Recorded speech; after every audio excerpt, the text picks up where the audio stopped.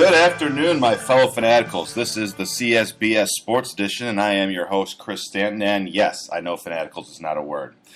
Today, we've got a lot of interesting topics to cover, including the scandal surrounding the 2014 Winter Olympics, and we're going to be talking about the future of sports agents in the NFL. But first, we're going to do our weekly segment called Calling Out the BS. That segment is brought to you by Arby's. Try Arby's 2 for $6 mix and match deal. Choose 2 from the beef and cheddar and the roast beef, each with a 5-ounce serving of roast beef. Only at participating locations. Arby's. Sliced fresh. Great taste. Calling Out the BS is a segment we do every week in which we look back on the past week in sports and we look at things that we just don't like, that we don't want to see anymore, or that just bugged us in general, and we call it out. Today I have a few of them for you. And the first one goes to the University of Oregon and that ridiculous athletic facility it has. Now, I'm sure most of you have seen the pictures, and the thing is amazing. It's immaculate and incredible. Almost all the money was put up personally by Phil Knight, who just happens to be the co-founder of Nike and its main chairman. Maybe it's just me, but something seems wrong there. I'm sure there's some sort of NC violation going on. If Johnny Manziel can be potentially suspended for the season for selling his own jersey and doing an autograph session, then there's got to be something about the chairman of Nike building up an entire facility for the University of Oregon out of his own pocket. And it's not just that. But right now you've got a league that has a pure monopoly on the business of college football, and make no mistake, it is a business. They don't pay their players, they don't let their players even go and get jobs, and yet you have this facility that's nicer than any NFL's facility, and it's just bound to the excess. They've got 6 auditoriums, all with different leather, imported from Italy. All the furniture is imported from Italy. All the furniture leather is Ferrari leather. There's hundreds of TVs. All of the players' lockers have built-in charging bars for all their electronics, their iPads, their cell phones, their laptops. It's built into the locker. You just put the electronic on there and it begins charging. It is completely insane that a college football team or program has this kind of facility, and yet players are not allowed to make any money, and forget being paid by the NCAA or paid by the university, but these players can't even go out and get jobs because it's too much of a conflict. Oh, a rich booster would just give them a job and not make them do any work. They can't sell rights to their own name, which we're going to get to later.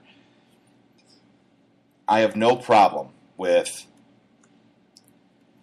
a big-time program making better facilities in order to draw more talent. A lot of money is brought into schools like Oregon, like Alabama. But this is ridiculous. Why was none of that money put back into the school, which is what the athletics were originally supposed to do, be a way to filter money into the university? I don't know. Honestly, I've never been a big advocate of athletes getting paid or college athletes getting paid, but this swayed me. Seeing this kind of facility on a college campus pissed me off, and I'm just calling that one out. The second thing I'd like to call out is Megan Rutledge. A lot of you probably won't know who she is, so let me give you a little bit of background. We recently had the X Games, and she was a motocross competitor doing the laps, the races, not the trick motocross. And this woman, after all the laps, was on the final lap and was coming up to the final turn. And right before the final turn, there's a huge hill in which the athletes or the motocross racers get big air. While she hits the ramp, she takes her hand off the handlebar and starts fist pumping because she's got a sizable lead on the next competitor, and it would take a disaster for her to lose. Well, naturally, disaster strikes. As she's fist pumping, because she takes her hand off the throttle, she no longer has the acceleration going up, and the nose starts to dive downward. Therefore, she wipes out at the base of her jump, and not only does she take herself out of the gold, but she doesn't get a medal at all. She gets passed by 3 or 4 more bikes. It's that final turn, just one little straightaway, and boom. She went from winning a gold medal in the X Games to having nothing. And you could tell she was crushed. And to be fair, if she had fist pumped and still won, I wouldn't have said anything because it would have just been a little bit of hot dogging. But when you do something stupid and it actually costs you your victory, that's when it has to be called out. Especially for a person who's a fairly newcomer to the sport that they have and has a chance to win a gold medal. So we're calling out that one too. And there's one other thing that I want to talk about, calling things out. And that's going to be one of our main topics today. And that's the 2014 Winter Olympics being held in Sochi, Russia, on the coast of the Black Sea. Now, just reading that headline, 2014 Olympics in Russia, coast of Black Sea, doesn't seem too bad. It's a exotic locale. Never really seen that before. So, why not branch out a little bit, keep an open mind. But here's the problem. Russia has for a developed nation, has some of the strictest policies in regards to homosexuality and your right to either be homosexual or even support the cause. Put simply, all of it is outlawed. You are, under Russian law, you are not at all allowed to show pro-homosexual leanings. Now, why would the IOC or the International Olympic Committee allow the Winter Olympics to be held here?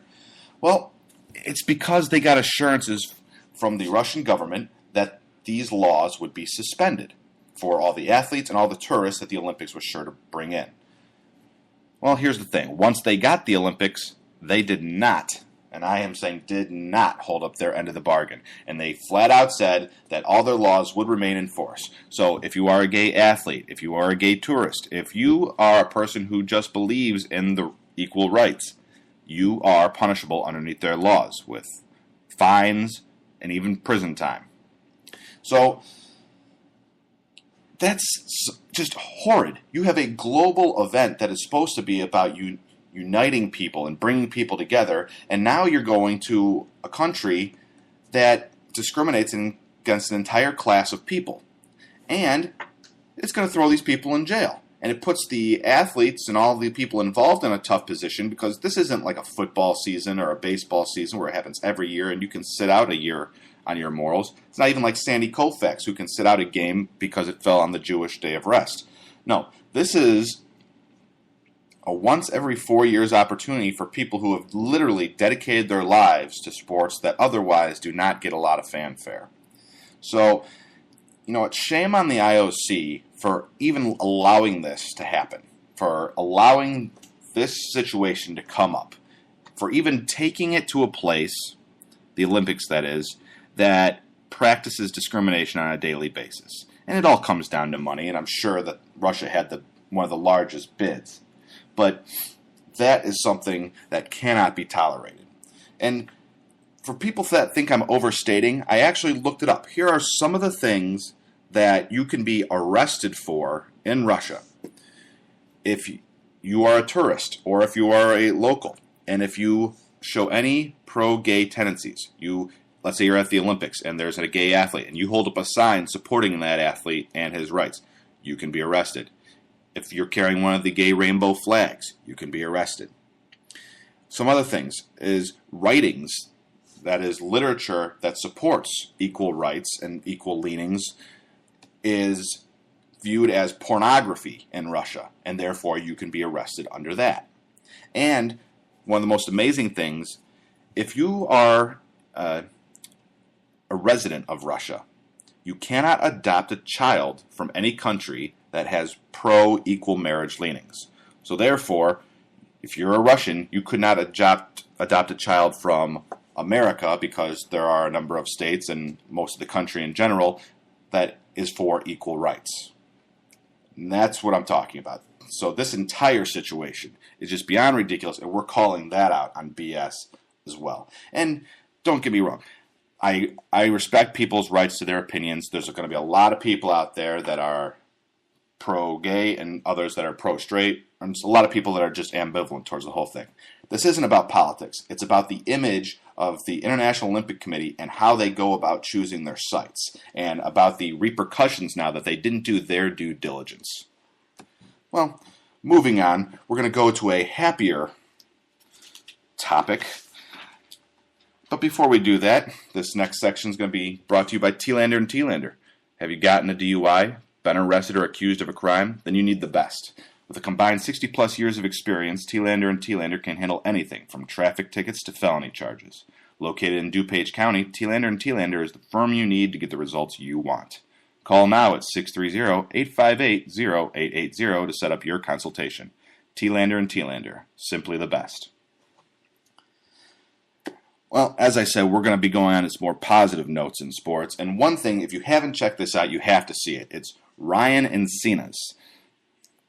He's a 5-year-old kid who is a Cleveland Browns fan. Now, what's so uplifting about this?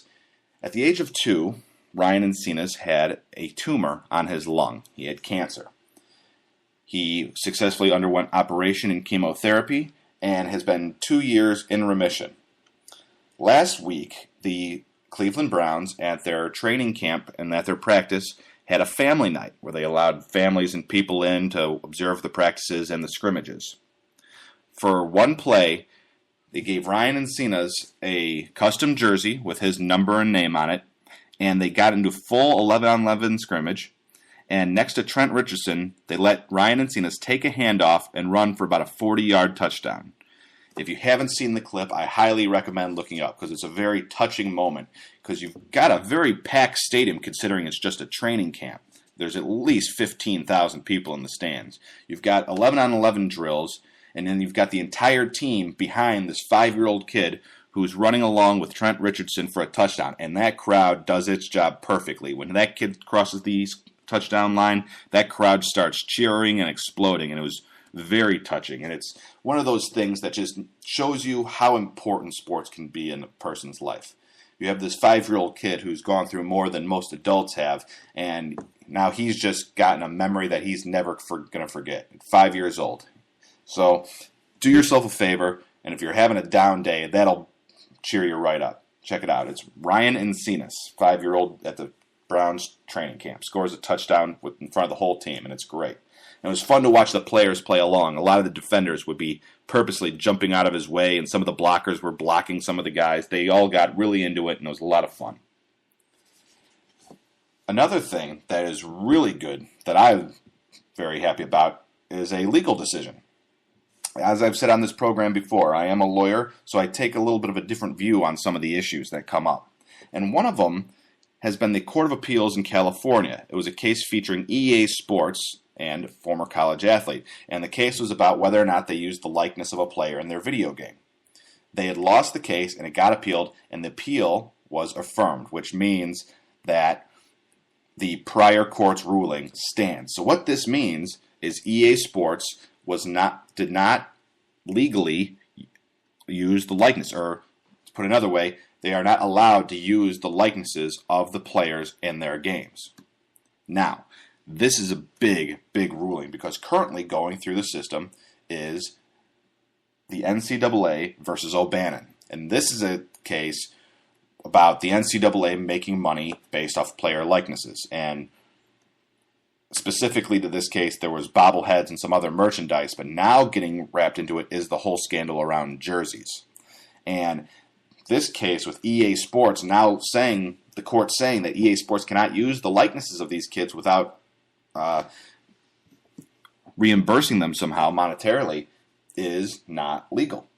So that's going to play into this whole O'Bannon versus the NCAA case and could very well lead to college athletes being paid. Because right now, it is evident that the NCAA is making large dollars off of them. And in proof of this, you got to love Jay Billis, who is another lawyer and more properly known as a sports analyst for CBS. He has always been an advocate for, players being treated correctly by the NCAA.